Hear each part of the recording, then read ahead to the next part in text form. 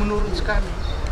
Karena orang sudah malas lagi naik kendaraan. Dulu masih suka-suka kita rombongan-rombongan naik kendaraan kemana. Sekarang ya. Ya saya mohon itu direkam sekali lagi.